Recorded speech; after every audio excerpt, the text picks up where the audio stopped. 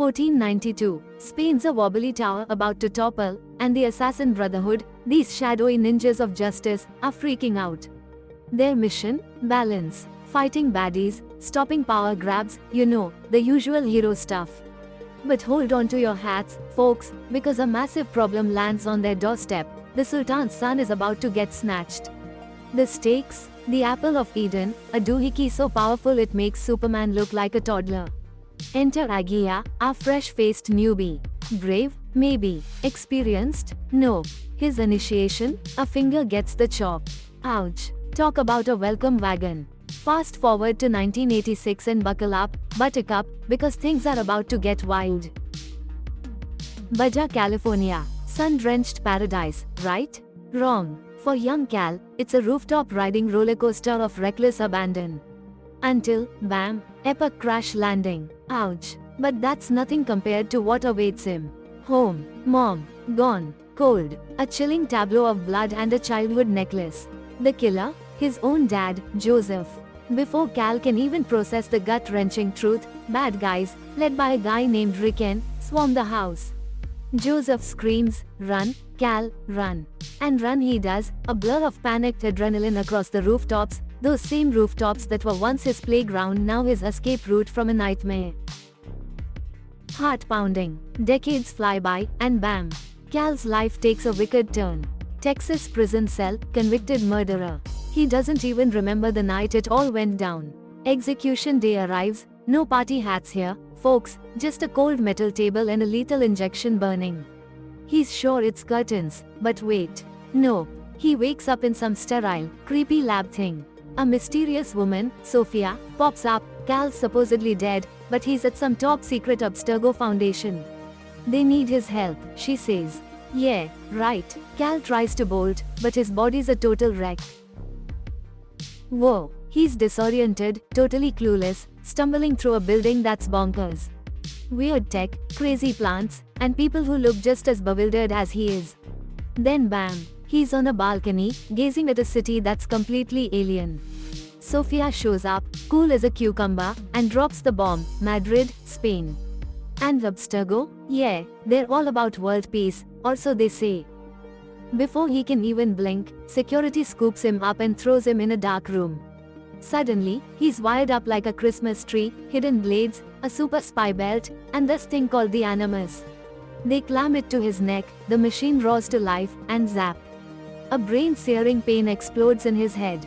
Sophia explains, it's a memory machine. He's about to relive the life of his ancestor, Agia.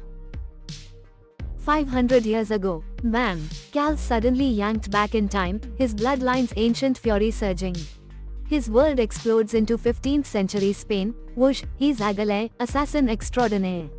A desperate rescue mission's underway. The Sultan's son, Prince Ahmed, is caged like a canary, about to be toasted by those nasty Templars. But Agale, that's Cal, isn't just watching, he's living it. A flash of steel, a blur of motion, and suddenly he's in the thick of it, a whirlwind of deadly action. He feels every blow, every heart-stopping moment. Then, pow, another assassin, Maria, a family affair, clearly, snatches Ahmed and they're gone, a runaway carriage vanishing into the Spanish sunset. Whoa, escaping the Templars? Agia, the loyal sidekick, isn't letting Maria out of his sight, a horse chase ensues. It's a whirlwind of hooves and hurled Templars. Maria's fighting like a boss, sending those knights tumbling. Then, bam, a cliffhanger, literally. The carriage teeters, a hair's breadth from oblivion. Agia, in a moment of pure heroism, saves the day, and Ahmed, while Maria performs a death-defying cart-ditching maneuver. Back to reality, Cal's losing it in the Animus. The tech crew yanks him out, but the ghostly Agia is still haunting him. Sophia rushes in, and a furious Cal demands answers. It's the bleeding effect, she explains, a very dramatic side effect of time traveling. Whoa, genetic memories. His ancestors' experiences are leaking into his brain. Poor Cal. He reluctantly ditches Sophia, briefly, only to discover this Animus thing, a DNA-powered time machine. They've been studying him for years. Apparently, he's got a killer connection to some guy named Agia. Turns out, Abstergo's full of assassin descendants, and they've all got a seriously violent family history. Cal's all, hey, I'm not inherently violent. I only kill baddies. Sophia promises freedom after the project. Yeah, right. Lunch is awkward. Fellow test subjects glare. One guy, Musa, is like, don't help the bad guys. Protect the apple. But Cal's haunted by his mom's death, those visions. It's all just too much. Agia's intensity. It's blowing Cal's mind, making him seriously doubt everything he thought he knew. Desperate for answers, the ever-pushy Rux shoves Sophia and Cal back into the Animus. Sophia's terrified, but Rick's got tunnel vision. Back in the Animus prison, Cal's hit with another Agia vision. This time, it's Kung Fu combat training, and our boy suddenly got some moves. He's dodging phantoms, then bam, two guards show up. Cal's new skills are put to the test, a brief but glorious victory, before getting dragged back to the Animus. This time, it's Agia, Maria, and their mentor, chained up, about to be Templar toast. Cal feels every blow, the mentor's fiery demise, but Agia? He's not going down without a fight. He breaks free, a whirlwind of fury, freeing Maria, then it's all-out chaos as they fight their way out, a fiery explosion of oil barrels marking their escape. Boom! A glorious explosion buys our heroes a precious few seconds. Agia and Maria, a whirlwind of acrobatic awesomeness, are off. Rooftops blur beneath their flying feet, the sounds of angry Templars hot on their heels. Fists fly, guards stumble off buildings, oops, and Maria's daggers dance a deadly jig. They leap, they dodge, they weave a tapestry of daring escapes, but these Templars are persistent. It's a tidal wave of bad guys, and our duo's outnumbered. Run, that's the only option left. Meanwhile, poor Cal in the Animus is reliving every breathtaking moment, every near miss. He's mirroring their jump, their desperation, and then, whoa. The Animus glitches, his body bucks, the system crashes. Looks like someone needs a medical team. Stat. Whoa, they plunge him into a recovery pool, talk about a deep dive. His panic? Poof, gone. Sophia, ever the reassuring voice, promises it's temporary, just a little glitch in the system.